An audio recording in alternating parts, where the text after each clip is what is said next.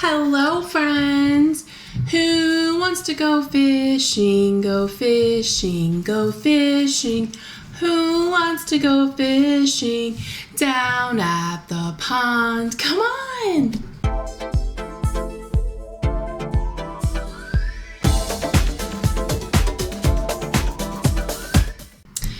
Alright friends, today's activity is called Let's Go Fishing.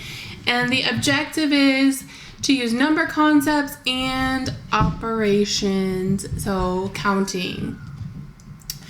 You are going to need some fish, and on the fish you are going to draw worms, my worms.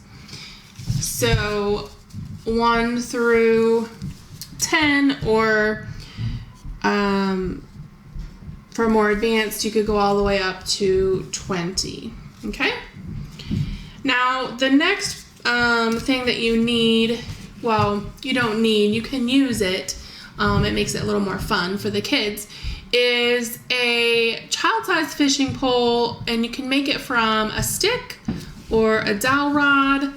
In the classroom, I used an unsharpened pencil and tied some string to it with a magnet on the end. So you can do that. But you don't have to have the fishing pole. You can pretend like you're noodling, if you know what that is, and catch fish that way. You don't have to have a pole. So basically you're going to, so we're gonna go down to the pond, we're gonna catch some fish, and say we caught, let's get a fish here.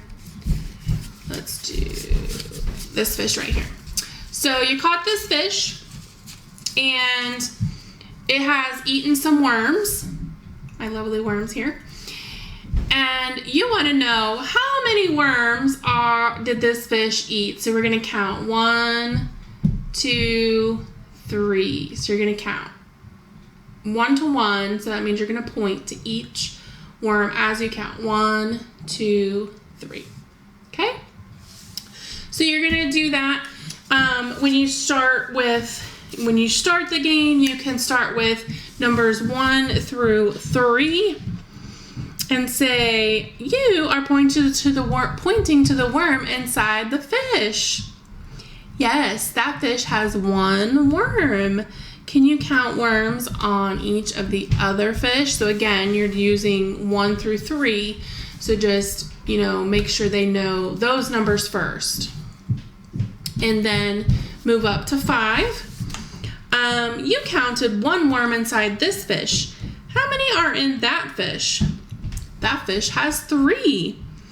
It has more worms than the fish with 1 worm in it. So you can compare, which number is bigger, which number is smaller. So you don't have to do them in order. So you can compare them and say, let's pick,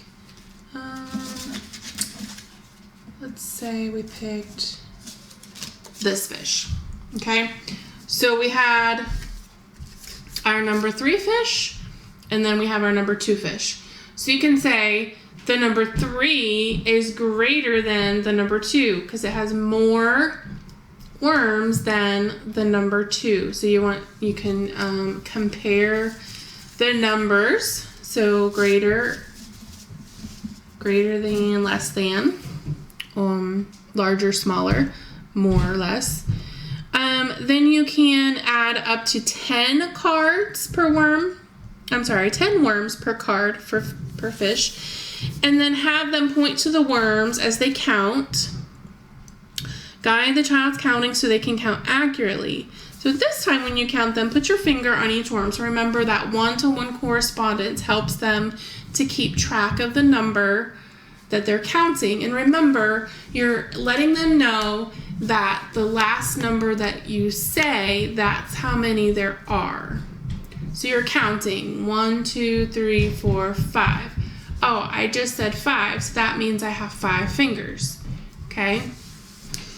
And then invite the child to catch Multiple fish with varying amounts of worms have the child count up to a total of 20 worms.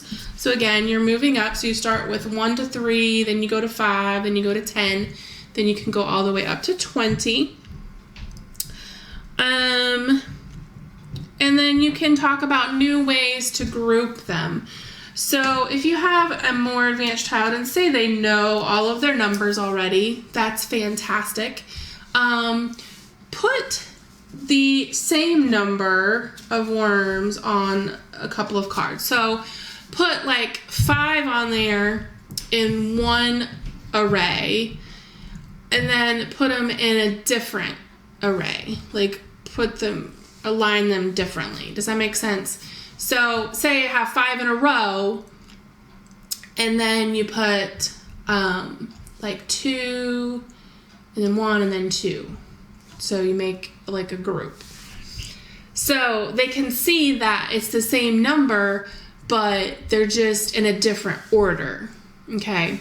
So as a more advanced child, they already know their numbers, help them to see that, or numbers can be, they don't have to be all in a line to be that number. Okay.